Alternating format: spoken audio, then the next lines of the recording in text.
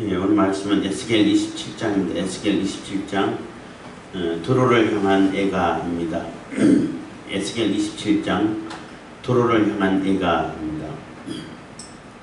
애가라는 것은 이렇게 요즘 말로 하면은 그 상공을 얘기하는 거예요. 그 장송곡 이렇게 해야 되나? 그 상가에서 부르는 곡소리라고 말할 수 있고 상가에서 부르는 그런 그 슬픈 노래입니다. 이 두로에 대해서 이렇게 길게 또 애가를 따로 지어 부르고 하는 것은 두로가 이 당시는 어마어마한 영향력을 끼쳤어요. 그 지중해 제해권을 그 당시는 지중해가 이제 전 세계 바다잖아요.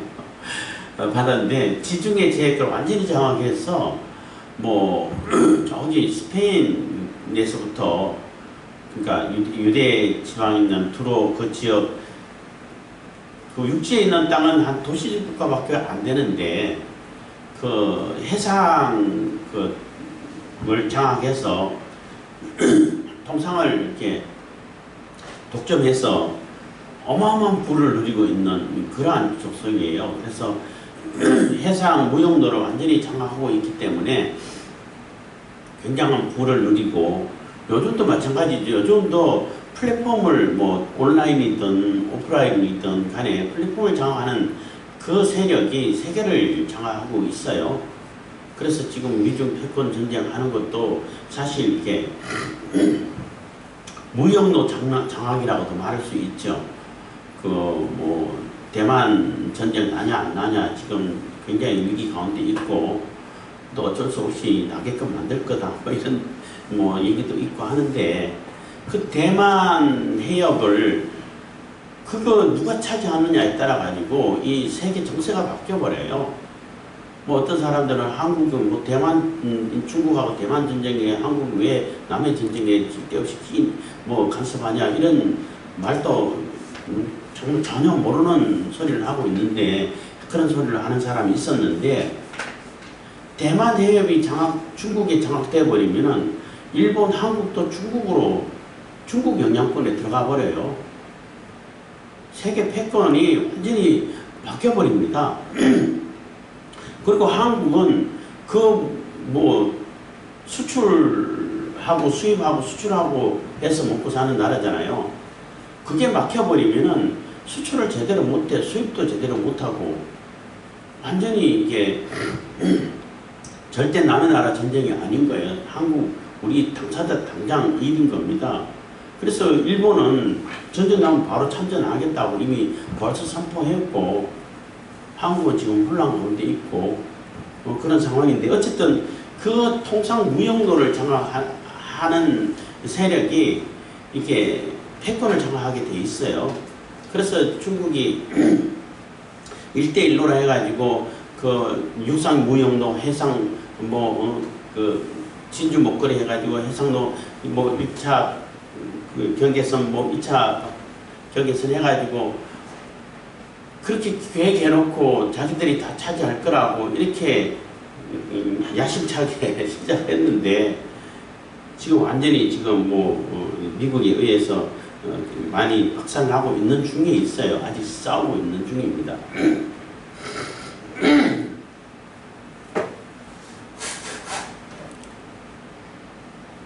그것처럼 이 당시 이 페니키아인이라고 하는 이 사람들은 굉장한 이렇게 문화도 그러니까 여러 이렇게 통상을 하다 보니까 이렇게 무역하고 통상하고 이렇게 이쪽 지역에서 싼 거 많이 나니까 싸잖아요. 근데 이쪽 집 반대쪽에는 그런 거 전혀 구경할 수가 없어. 그러면은 아주 이제 예를 들어 1,000원에 사가지고 뭐 100원에 사가지고 거기를 10,000원에 팔아. 그래도 사요. 그러니까 어마어마한 부를 누리고 있는 거죠. 그러다 보니까 이게 사고 팔고 이런 거 발달하다 보니까 이 문자가 필요한 거예요. 그래서 알파벳을 개발해낸 민족이라고 말할 수 있는 것이 피니키아인인데 그러다 보니까 돈은 많고 하다 보니까 이게 이제 명품으로 다 치장한다고 보면 돼요. 배를 이제 상징적으로 두로를 상징하는 것을 이제 배가 상징인데 상선이라고 말할 수 있는데 뭐 그 당시로서 가장 큰 배라고 말할 수 있죠. 그렇게 배를 만드는데 그 배 재료가 최고급 재료로 만든 것이고, 그리고 최고급의 전문가들을 다 고용해가지고 그 일을 하게 만들고 배를 운영하게 만들고 뿐만 아니라 아주 최고 용맹스러운 그러한 용사들, 그러니까 용병들을 사가지고 그 배를 호위하게 만들어요. 그러니까 그 배를 이렇게 건들 수 있는 그러한 그 세력이 없어요. 그 당시는. 그래서 얼마나 거만한지, 그래서 그 사람들이 무역을 해가지고 어디까지 영향을 끼쳤나 하면은 애국은 물론이고 저기 무슨 흑해와 카스피해 사이에 있는 그러한 그 산악민족 뭐 이렇게 두발과 메스를 얘기하는데 거기까지 영향을 미치고 저 바벨론까지 영향을 미쳤어요. 거래를 해. 뭐 유다, 이스라엘은 마찬가지 뭐 두말할 것도 없고, 거기에 나는 아주 귀중품들을 다 이렇게 사오고 팔고 해가지고 어마어마한 부를 누리고 있었기 때문에 이 두로가 망한다는 것은 그 당시 사람으로서는 상상을 하기가 어렵다는 거죠. 아수르가 쳐들어와가지고 두로를 점령하려고 했는데 육지에 있는 그거는 점령했어. 근데 800m 떨어지고 바위섬은 점령을 못하는 거예요. 뭐 육지 세력이 물을 무서워하잖아요. 배 탈 줄도 모르고. 그래서 무슨 일이 있으면은 뭐 전쟁에 그 기미가 있다 그러면 얼른 그 바위섬으로 다 옮겨놔. 귀중품이라든지 그 주요 인사들은 다 그쪽으로 다 피난해. 그리고 거기는 뭐 점령당하면 할 수 없는 거고, 그리고 이제 세력이 물러가면 또 다시 이제 자기들의 세력을 펼치고 이렇게 해가지고 두로는 절대 안 망할 것이다. 두로가 어떻게 망할 수 있을까? 이런 생각을 할 수 있을 만큼 그 당시로서는 이 두로가 굉장한 세력을 펼치고 있었습니다. 근데 그 두로가 망할 거라고, 그 두로가 망해가지고 모든 섬이 두려워 떨고 고걸하고 하게 될 거라고 하는 그러한 내용으로 이 애가를 지으라는 겁니다. 그 노래를 짓는 것은 사람들이 잘 이해할 수 있고 또 노래로 이렇게 전해주면은 전파력이 강하잖아요. 그냥 메시지를 전하는 것보다도 노래를 만들어가지고 전파하면은 기억도 오래되고 빨리 전파되죠. 그래서 그 두로가 망할 것이다. 그래서 두로가 얼마나 그만했냐 하면은 이스라엘이 망하고 유다가 예루살렘이 망하면은 그 예루살렘 망하던 그런 통상 무역로도 자기들이 다 장악할 거라고 착각하고 있었죠. 그거를 두로가 장악하도록 내버려 둡니까? 열심히 바벨론이 다 점령을 고생해가 점령했는데 두로한테 그냥 물려줍니까? 안 물려주지. 그 패권 전쟁 얘기하니까 뭐 또 갑자기 생각나서 미중 패권 전쟁을 벌이고 있는데 지금 이제 경제적으로만 벌리고 있지만은 패권국이 그 도전국한테 아무런 그런 이렇게 평화적으로 그거 올라오니까 그래 이제 네가 패권해 이런 경우는 역사상에 한 번도 없었다고 그래요. 없었어요. 국제 정세 이충근 박사 강의를 종종 듣고 있는데 그런 경우는 없다는 거죠. 힘으로 뺏어야 되는 거예요. 뺏어야 패권국이 되는데 문제는 뭐냐면 패권국이 도전국이 다 커가지고 힘으로 뺏을 수 있을 때까지 기다려주냐면 안 기다려주죠. 크면은 주저앉혀 버리는 거죠. 너무 감히 이렇게 해가지고 그렇게 해가지고 그거 이렇게 주저앉히는 그 힘을 이겨내가지고 패권을 장악하면 모를까? 그러지 않고는 패권국이 바뀔 수가 없다는 거죠. 그 영국이 패권국을 가지고 있을 때 미국으로 넘어갈 때도 2차, 2차 세계대전을 겪고 그때 영국이 북상 망하고 그때 이게 미국이 힘을 내서 또 전 세계를 장악하고 그리고 뭐 일본까지도 다 제압하고 완전히 장악한 거죠.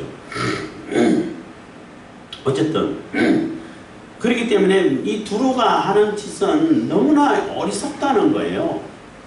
어리석고 그 절대 망하지 않을 거라는 그러한 생각을 가진 그 두루도 아주 그냥 폭삭 망할 거라고, 다 배가 침몰하듯이 다 침몰할 것이라고 예언을 지었습니다. 27장 1절입니다. 여호와의 말씀이 내게 임하여 가라사대. 그래서 하나님 말씀이 에스겔에게 임하여서 두로가 어떻게 될 것인가를 이렇게 예언해 주고 있고, 두로가 어떻게 될 것이라는 것을 예언함으로 인해 가지고 유다 이스라엘 백성들이 와, 저런 두로도 망하는구나. 이게 두로인에게 임하는 말씀이 아니잖아요. 에스겔에게 임했는데 가장 먼저 이 예언의 말씀을 듣는 사람들은 유대인들이에요. 이스라엘 사람들이잖아요. 왜 그러냐면은 이스라엘 사람들이 제일 부러워한 나라가 애굽과 두로예요. 애굽은 뭐 식량이 떨어지질 않아. 비가 오든 안 오든 상관없이 항상 식량이 풍족해.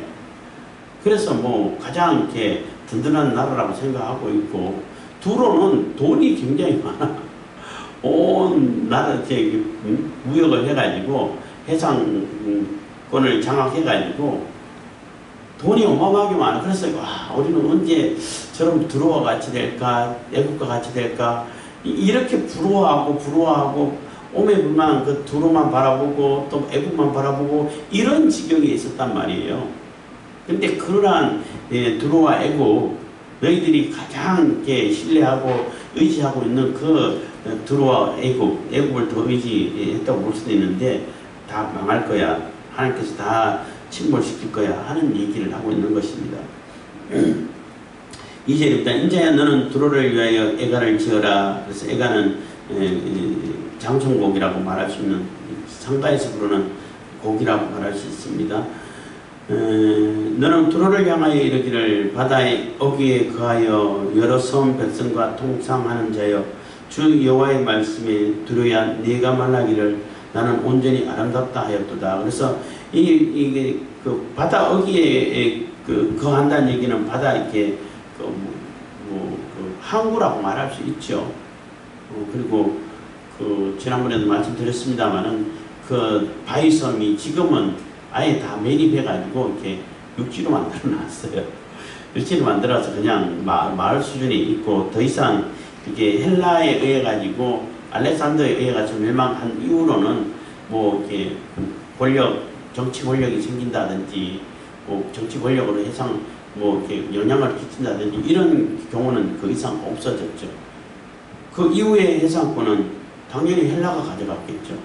그리스. 그래서 네가 말하기를 나는 온전히 아름답다 하였다 하는 얘기는 그만큼 교만하다는 얘기예요. 나처럼 이렇게 아름답고 나처럼 이렇게 뭐 명품으로 가득 채운 사람이 있냐, 이렇게 교만한 그런 모습을 스스로, 뭐 요즘 애들 자꾸 쓰는 말 자뻑이라고 그러잖아요. 혼자 그냥 자기 스스로 자기의 그 매력에 넘쳐가지고 이렇게 뻑가는 그런 모습입니다. 나르시스라고 그러죠. 4절입니다. 내 지경이 바다 가운데 있으며 너를 지은 자가 네 아름다움을 온전케 하였도다. 그래서 내 지경이 바다 가운데 있다는 얘기는 그 영향, 그러니까 활동 이렇게 하고 있는 그런 경계가 바다에 있다는 거예요. 육지에 있는 게 아니라 바다의 해상권을 장악하고 있다는 거죠. 그래서 너를 지은 자가 네 아름다움을 온전케 하였도다. 그래서 너를 이렇게 지었다는 얘기는 두로를 형성시킨 그러한 정치 세력을 얘기하는 거죠. 굳이 얘기한다면은 두로의, 그러니까 역대 왕들이라고 말할 수도 있고, 그래서 두로를 이렇게 형성하고 바다 제해권을 장악하게 만든, 그래 배를 통해 가지고 제해권을 장악하게 만든 그런 사람들을 얘기하는 겁니다. 그래서 내 아름다움을 온전케 했다는 얘기는 완벽하게 이 해상권을 아무도 이렇게 범할 수 없는 그러한 그 나라로, 그런 세력으로 만들었다는 겁니다. 그래서 아름다움으로 온전케 했는데 그 어떻게 아름다움으로 이렇게 배를 만들었냐면, 두루를 만들었냐, 이게 비유가 되는 거죠. 만들었냐면은 스닐의 잣나무로, 스닐은 이게 그 헐몬산 뭐 이렇게 표현하죠. 를 얘기하는데 그 잣나무가 유명한가 봐요. 그 높은 산이고 뭐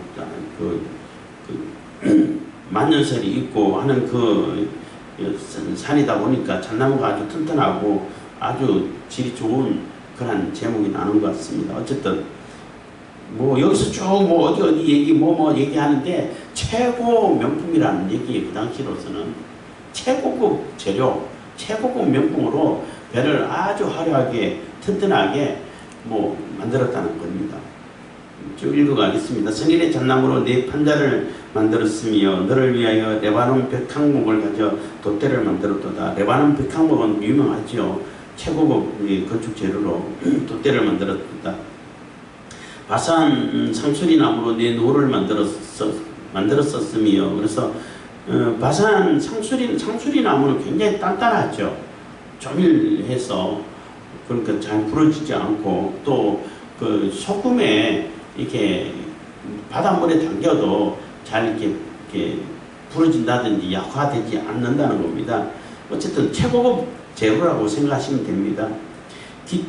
기띔섬 황량목의 상하로 꾸며 간판을 만들었다. 그래서 이 기띔섬 황량목 뭐 정확히 뭐 우리가 상상하기도 어렵지만은 어쨌든 상하로 꾸몄다는 얘기는, 상하는 최고급 사치품이죠. 아주 화려하게 꾸밀 수 있을 때 그 상하로 꾸며가지고 뿔을 만들기도 하고 뭐 어쨌든 뭐 완전히 뭐 화려하게 최고급 재료로 다 이렇게 만들었다는 겁니다.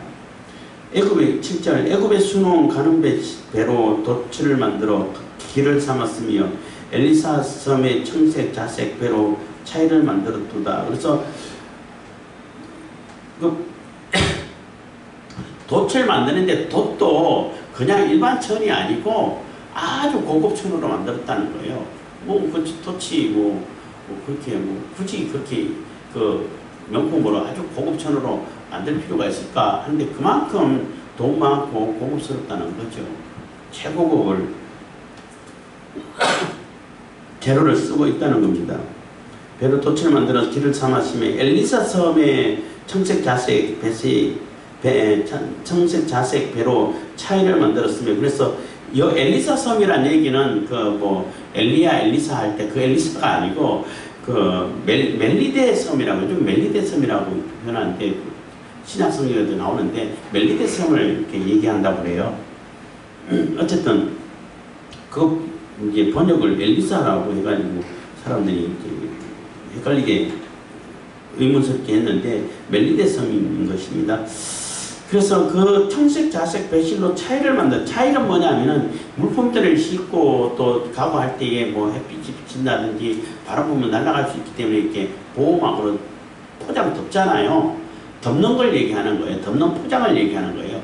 그거를 청색 자색 배실로 이렇게 만들었다는 거죠. 어마어마한 거. 이 청색 자색은 왕들만 입는 그런 그 색깔이고 옷이잖아요. 근데 그걸 포장을 그걸로 만들었어. 자기 입는, 왕들이 입는 옷만 만든 게 아니라 말할 것도 없고 포장도 그 정도로 만들 정도면은 이 어마어마한 부를 누리고 있다는 거죠. 굉장히 고급스럽다는 거죠. 그냥 포장은 그냥 일반, 요즘 우리 요즘 사는 세상에도 뭐 차에 뭐 호일 같은 거 포장 같은 거 할 때도 아주 고급처럼 안 하잖아. 튼튼하고 안 떨어지면 되잖아요. 근데 여기는 최고급으로 막 화려하게 포장을 만들어가지고 덮고 있다는 거죠. 그러니까, 이야, 이렇게 사치를 누리고 어마어마한 부를 누리고 있구나. 를 상상할 수 있는 겁니다. 8절 시돈과 아라왓 거민들이 내 사공이 되었으며 두리아 내 가운데 있는 박사가 내 선장이 되었도다. 그래서 시돈과 아라왓 거민이 내 사공이 되었다는 얘기는 그 어쨌든 사공이 되고 노젓는 자가 되고 또 이게 선장이 되고 뭐 여기 가운데 박사가 내 선장이 되었다 한 얘기는 아주 경험이 많고 지혜자고 최고급 전문가들을 얘기하는 거예요.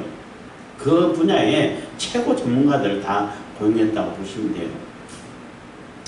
뭐 9절 그 발의 노인과 박사들이 내 가운데서 배의 틈을 막는 자가 되었으며 바다의 모든 배와 그 사공들은 내 가운데서 모여하였도다. 그래서 배를 수리하고 틈을 막는다는 얘기, 수리한다는 얘기인데 수리하는 자들도 최고의 전문가들을 고용해가지고 경력도 많고 최고 전문가들 고용해가지고 그렇게 지금 수리를 하고 수리를 담당하게 하고 배를 운영하게 만들고 한다는 거예요. 바사와 루카 붓이 내 군대 가운데서 병정이 되었으며 내 가운데서 방패와 투구를 달아 내 영광을 나타내었도다. 그래서 이 화려하고 최고 배고 그 속에는 물품이 귀중품들이 엄청 많을 거 아니에요. 흔히 나는 예를 들어 진주가 많이 나는 나라다 그러면은 진주가 많이 나는 데서는 진주가 싸구려야. 근데 진주가 없는 지역에서는 엄청난 고급 제품일 거 아니에요. 노치라든지 이게 그 금속 재련을 하고 만드는 이런 데도 마찬가지고 그 생산 지역에서는 그렇게 안 비싸. 근데 그런 걸 생산할 수 없는 지역에서는 그게 어마어마한 고가의 제품이 되겠죠. 근데 그런 것을 싣고 다니는데 그 해적들이 그 배를 다른 노리지 않겠냐는 거죠. 와, 저 배만 털면은 어마어마한 부를 누릴 수 있는데 그렇기 때문에 그 배에 그 용병들을 아주 최고 무사들을 이렇게 고용해가지고 그 부사들 이렇게를 하고 있다는 것입니다. 호위를 하고 있다는 거죠. 그래서 아르바사라과 내 군대는 내 사면 성 위에 있었고 용사들은 내 여러 망대에 있었으며 내 사면 성 위에 방패를 달아 내 아름다움을 온전케 하였도다. 그래서 배에도 그 보호하기 화살 같은 걸 막기 위해서 방패를 이미 꽂아놓고 그렇게 운영하기도 했고 또 그 바위섬에도 최고의 경비들을 세워가지고 용병들을 세워가지고 경비를 하게 했다는 것입니다. 12절 여기 다시스는 스페인 지역을 이렇게 하는 거예요. 요나가 다시스로 이렇게 가려고 하다가 풍랑 만났죠. 스페인 지역인데 그러니까 거의 땅끝이라고 말할 수 있죠. 각종 보화가 풍부함으로 너와 통상하였으며 은과 철과 상납은 추석을 얘기하는 겁니다. 납을 가지고 내 물품을 무역하였다. 그래서 여기 그 다시스 지역에는 이렇게 금속 재련을 아주 이렇게 재련이 발달되어 있는 그런 지역이라는 거죠. 거기 있는 것을 이렇게 다 사가지고 무역을 한다는 것입니다. 13절 야원과 두발과 메색은 이거는 아까 말씀드렸습니다. 이 야완이라는 얘기는 헬라인을 이렇게 얘기하는 것 같고 그 그리스 헬라 두발과 메색은 저기 흑해와 카스피해 사이에 있는 그런 산악 민족이라고 이렇게 적어놨는데 거기 멀리 있죠. 지금 흑해 카스피해 지금 우크라이나 전쟁이 있는 그 러시아 땅 있는 그 지역까지 이게 무역을 이렇게 하게 되는 그러한 놀라운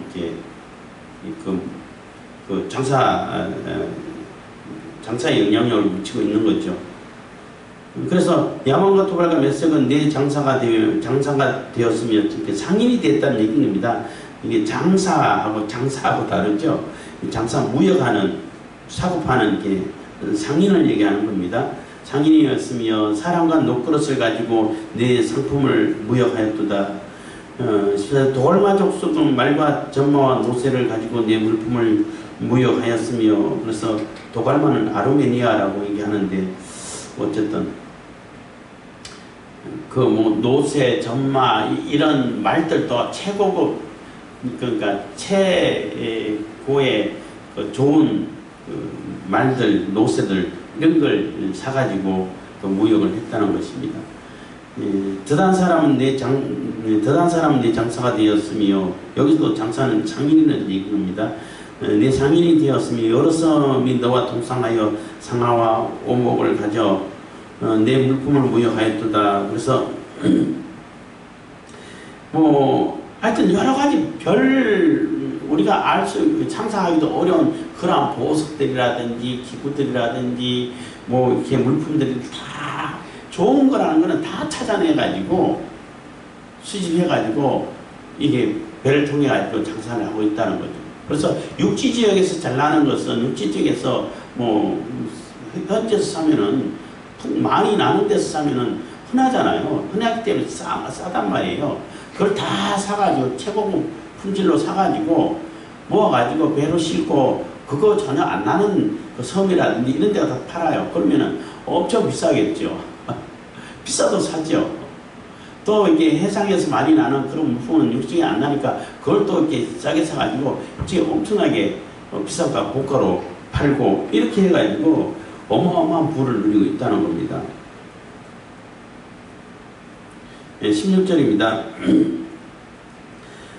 너의 제조품이 풍부함으로 아람은 너와 통상하였으며 남보석과 자색, 배와 수놓은 것과 가는 배와 산호와 홍보석을 가지고 내 물품을 무역하였도다. 그래서 여기서 아람은 에돔을 이렇게 오기 잘못 기록하지 않았을까 해서 그렇게 추측합니다만은, 왜냐하면 뒤에 다메섹이 나오기 때문에 다메섹이 아람을 이렇게 아람 수도니까 시리아, 요즘 말하면 시리아죠. 그 에돔하고 아람하고는 글자가 비슷해요. 그 세 글자 중에서 중간 글자가 이게 우리나라 말하면 기억하고 각이 있는 기억하고 각이 없는 기억하고 그런 차이인데, 각이 있는 기억은 시간이 지나고 뭐 어쩌다 보면은 끝에 좀 달아가지고 동그랗게 보일 수도 있어요. 그게 아람, 에돔 이게 잘못 쓸 수 있는 그 가능성이 있는데 아마 에돔을 잘못 썼지 않았을까 이렇게 학자들은 추측을 하고 있습니다. 어쨌든 그러니까 시리아, 그러니까 뭐 저기 뭐 바벨론까지 그 영향력을 끼쳤는데 무역을 하고 있었는데 당연히 시리아, 에돔까지도 다 이렇게 무역을 하지요. 그래서 남보석과 자색, 배와 수놓은 것과 가는 배와 산호와 홍보석을 가지고 네 물품을 무역하였도다. 17절 유다와 이스라엘 땅 사람이 네 장사가 되었으며, 여기도 그 장인이라는 얘기입니다. 뭐 요즘 말하면 시장이라고도 표현할 수도 있어요. 유다와 이스라엘 땅 사람이 내 그 상인이 되었으며 민릿 밀과 과자와 꿀과 기름과 유향을 가지고 네 물품을 무역하였도다. 그래서 이게 유다와 이스라엘 땅에서는 이렇게 먹는 거 식량을 이렇게 주로 이렇게 교육을 했다고 보는 것입니다. 너의 제조품이 많고 각종 보화가 풍부함으로 다메섹이 너와 통성하였으며, 다메섹은 이게 아까 아람 수도인 겁니다. 헬본 포도주와 흰 양털을 가지고 너와 무역하였도다. 그래서 아까 아람이라고 나왔던 그 지역이 에돔을 오게 했다라고 보는 이유 중에 하나가 몇 절이죠?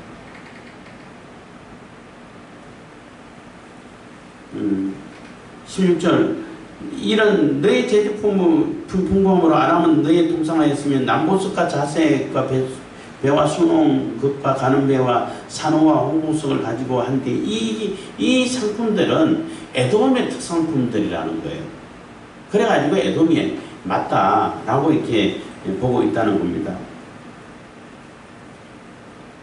그래서 여기서는 18절에서는 이제 아람을 얘기하는 겁니다. 너의 제조품이 많고 각종 보화가 풍부함으로 다메섹이 너와 통상하였으며 헬본 포도주와 흰 양털을 가지고 너와 무역하였도다. 19절 워당과 야와는 길상하는 실로 네 물품을 무역하였으며 벽철과 육개와 창포가 내 상품 중에 있었도다. 20절 드다는 내 장사가 되었으며 상인을 얘기하는 겁니다. 장사가 되었으며 탈 때에 까는 담으로 너와 무역하였도다. 그래서 아라비아 21절 아라비아와 게달의 모든 방백은 내 수하의 상구가 되어 어린 양과 순양과 염소들 그리고 너와 무역하였도다. 그래서 여기서 아라비아는 사우디아라비아 그 지역을 얘기하는 거죠. 스바와 22절 스바와 나아마와의 장사들도 내 장사들이 되며 각종 상등 향재료와 각종 보석과 황금으로 내 물품을 무역하였도다. 하란과 간네와 에덴과 스바와 아수르와 길마세 장사들도 너의 장사들이라. 24절 이들이 아름다운 물화 곧 청색 옷과 수놓은 물품과 빛난 옷을 백항목 상자에 담고 노건으로 묶어가지고 너와 통상하여 네 물품을 무역하였도다. 25절 다시스의 배는 때를 지어 네 물화를 실었으며 네가 바다 중심에서 풍부하여 영화가 극하였도다. 그래서 여기서 얘기하는 거는 각 지역마다 각 나라마다 특산품이 있잖아요. 최고급품, 태고급 특산품. 그 사람들은 그게 특산품이라 할더라도 물론 일반 일상품보다는 비싸겠죠. 물론 현지라 할지라도. 그렇지만 그 지역에 나는 그 상품은 현지에서 조금 더 비싸도 그것이 다른 지역에 가버리면은 어마어마하게 비싸게 된다는 거죠. 10배 뿐만 아니라 10배, 100배 이렇게 비싸게 팔게 되겠죠.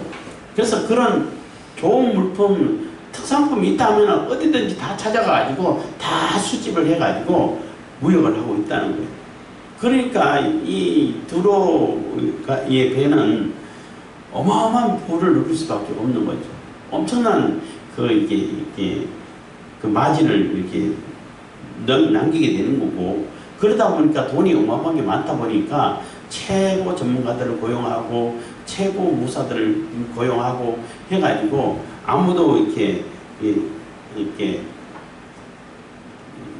정복할 수 없는, 아무도 이렇게 뺏어갈 수 없는 그러한 그 세력으로 배를 만들었다는 것입니다. 배를 만들었다는 얘기는 두로를 만들었다는 얘기죠. 그래서 다시스의 배는 때를 지어 네 물화를 실었으며, 그래서 물화가 어마어마하게 많다는, 그러니까 특산품만 실었는데도 불구하고 엄청나게 많이 실었다는 거예요. 그리고 그걸 다 다른 데 지역에 팔면은 그 어마어마한 돈이죠. 그래서 바다 중심에서 풍부하여 영화가 극하였다는 얘기는, 바다 중심이라는 얘기는 해상권을 장악하고 있다는 거죠. 그래서 바다를 통해 가지고 그렇게 엄청나게 부를 누리고 있다는 겁니다. 그렇게 했었는데 26절부터는 이제 그 하나님께서 심판하시는 내용인 것입니다. 내 사공이 너를 인도하여 큰 물의 이름이여 동풍이 바다 중심에서 너를 파하도다 해서 내 사공이 너를 인도하여 큰 물의 이름이여 해서 그러한 사공들이 그 배를 짓고 가는데 큰 세력을 얘기하기도 상징하기도 하죠. 그래서 바다이기 때문에 바다 해상권을 장악해 가지고 활동하는 그러한 세력이기 때문에 바다를 비유해 가지고 얘기하는 거예요. 그래서 바다를 우리 배를 가지고 이렇게 운송을 하고 해양 세력이다 보니까 바다를 통해 가지고 배를 운영하고 있는데, 바다에서 가장 무서운 게 뭐예요? 태풍이죠. 바다에서 태풍 만나면 꼼짝 못하죠. 지금도 어마어마한데 배가 크면 클수록 이렇게 파도의 영향은 덜 미치긴 하지만은 그 당시 커봐야 얼마나 크겠어요. 요즘 항공모함처럼 그렇게 큰 배는 못 만들지만은 어쨌든 간에 가장 무서운 게 이게 태풍이란 말이에요. 그래서 동풍 그러면은 동쪽에서 아주 이렇게 마른 바람이 불어와서 이렇게 식물이고 뭐고 다 말라 죽이고 하는 굉장히 피해를 많이 주는 그 바람의 상징이기도 합니다. 그래서 그 동풍이 찾아와 가지고 너희들을 완전히 때려서 물에 가라앉혀 버릴 거라는 거죠. 비운 거죠. 그래서 완전히 점령될 것이다. 너 모든 세력을 다 잃어버릴 거다 하는 그러한 상징이 되는 겁니다. 그래서 동풍이 바다 중심에서 너를 파하였도다. 내 재물과 상품과 무역한 물건과 내 사금과 선장과 내 배의 틈을 막는 자와 내 장사와 내 가운데 있는 모든 용사와 내 가운데 있는 모든 무리가 내 패망하는 날에 다 바다 중심에 빠질 것이며, 그래서 최고급으로 최전문가로 최고의 기량을 가진 그러한 상인들이라든지 또 용병들이라든지 그대로 바다에서 풍랑 만나가지고 배가 침몰하면은 아무리 전문가라 할지라도 빠지는 거 어떻게 막을 수 있어요? 그냥 빠져버리는 거지. 다 죽어 없어질 거라는 거죠. 28절 내 선장에 부르짖는 소리에 물결이 흔들리도다. 그래서 선장에 부르짖는 소리에 물결이 흔들린다는 얘기는 뭐 비유이기도 합니다만은 뭐 풍랑을 만나가지고 태풍을 만나가지고 막 배가 완전히 파손하고 뒤집어지려고 그러면은 선장이 아유 뭐 배가 가랐나 보다 이러겠어요. 소리 지르고 뭐 어떻게 하라고 막 난리 칠 거 아니에요. 조금이라도 어떻게 살고 이렇게 그 파도에서 빠져나가기 위해 가지고 뭐 최선을 다하겠죠. 소리 지르고 막 여기저기 뛰어다니고 분주하고 다니겠죠. 그렇지만 물거리에 흔들리는 것은 막을 수 없다는 겁니다. 물은 노를 잡는 자와 사공과 바다의 선장들이 다 배에 내려 언덕에 섰어. 그래서 결국은 몇몇 사람들은 배에 내려가지고 언덕에 그 바위섬에 도착해가지고 배는 다 버려버리고 어차피 빠지는 배 어떻게 목숨을 살아야 되니까 거기 서가지고 너를 위하여 크게 소리질러 통곡하고 티끌을 머리에 무릅쓰고 쓰며 제 가운데 굴며. 그래서 그 침몰하는 그러니까 두로가 침몰하는 그것을 이렇게 상징하는 거예요. 두로가 만들었던 그러한 어마어마하게 크고 보화롭고 최고급으로 만들었던 그 배가 가라앉는 걸 보고 몇몇 사람들이 이제 겨우겨우 그 쪼가리를 이렇게 의지해가지고 처음에 도착해가지고 바라보면서 그 엄청난 배가 가라앉는 그 모습을 보고 그러니까 두로가 망하는 것을 보고 이렇게 그 의미를 찾을 수 있는 거죠. 그 비유하는 거죠. 두루가 가라앉는 것을 배가 가라앉는 걸로 비유가 되는 겁니다. 그것을 보고 그들이 너를 위하여 크게 소리질러 통곡하고 완전히 이제 어떻게 저 배가 가라앉을 수 있을까? 두루가 이렇게 망할 수 있을까? 하고 통곡한다는 겁니다. 그래 머리에 티끌을 통곡하고 티끌을 머리에 무릅쓰며 제 가운데에 굴며 그들이 다 너를 위하여 머리털을 밀고 붉은 배로 띠를 띠고 마음이 아프게 슬피 통곡하리로다. 그래서 머리털 민다는 얘기는 최고의 슬픔을 얘기하는 거예요. 뭐 죄를 무릅쓰고 이것도 머리에 티끌을 무릅쓰는 것도 이렇게 슬픔을 이렇게 표현하는 겁니다. 32절 그들이 통곡할 때에 너를 위하여 애가를 불러 조성하는 말씀이여 두로같이 바다 가운데서 적막한 자 누구인고. 그래서 어떻게 저 두로가 저렇게 하루아침에 저렇게 패망할 수 있을까? 두로는 절대 안 망할 줄 알았는데 저렇게 허망하게 망할 수 있을까? 이렇게 탄식하게 된다는 것입니다. 33절 내 물품을 바다로 실어낼 때에 내가 여러 백성들을 풍족하게 하였으며 내 재물과 무역품이 많음으로 세상 열왕을 풍부케 하였도다. 그래서 그 배에다가 물품을 실어가지고 여기저기 무역하고 갖다주고 팔고 하면서 자기도 많은 돈을 벌었지만은 그 지역에 있는 그러한 그 귀족들이라든지 왕들은 그걸 뭐 왕들은 비싸서 사잖아요. 엄청나게 풍족하게 만들어가지고 많은 이렇게 그 칭찬을 받았었는데 그렇게 해가지고 열왕들을 풍부하게 만들었는데 풍성하게 만들었는데 34절 내가 바다 깊은 데에 파선한 때에 내 무역품과 내 승객들이 다 빠졌으며. 그래서 그 엄청난 보화가 그대로 바다에 다 수장되어 버렸다는 거예요. 다 빠져버린다는 거죠. 35절 섬의 거민들이 너를 인하여 놀라고 열왕이 심히 두려워하여 얼굴에 근심이 나타났도다. 그래서 그 두로가 망하는 것을 보고 두로가 만든 그 엄청난 호화로운 배, 큰 배, 엄청난 많은 물품이 그대로 다 수장되는 걸 보고 다들 두려움에 뜬다는 거예요. 와, 두로가 저렇게 망하는데 우리는 뭐 말할 것도 없겠다. 우리가 망하는 것은 뭐 문제도 아니다. 이런 일도 아니다. 이런 생각을 하고 두려움에 뜬다는 겁니다.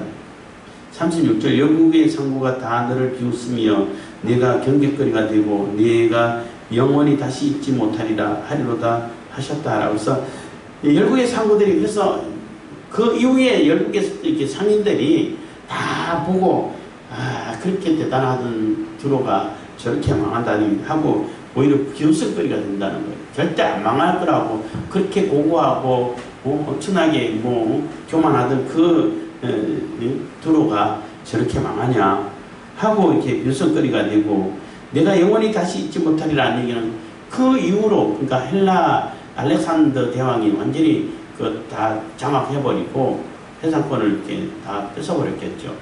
그 두로를 멸망시켜버리고, 그 이후로는 두로라는 이름으로 그 정치 세력이라든지 권력 세력들이 있어지지 않는다는 거죠. 그 이후로는 전혀 없어지게 되어버렸다는 거죠. 그러니까 그 지역이 전혀 사람이 살지 못하는 그런 지역은 아니에요. 망해도 그냥 어촌 마을, 그냥 그 다른 지역에서 그냥 있는 항구 정도, 이 정도로만 쓰일 뿐인 것이지, 절대 이렇게 정치 세력을, 정치 권력이 형성되지 않았다는 겁니다. 그래서 세상 사람들이 볼 때는 이 세상 권력이 절대 안 망할 거다라고 생각하겠지만은 그것도 허망하게 망한다는 거죠. 우리가 사는 이 세상도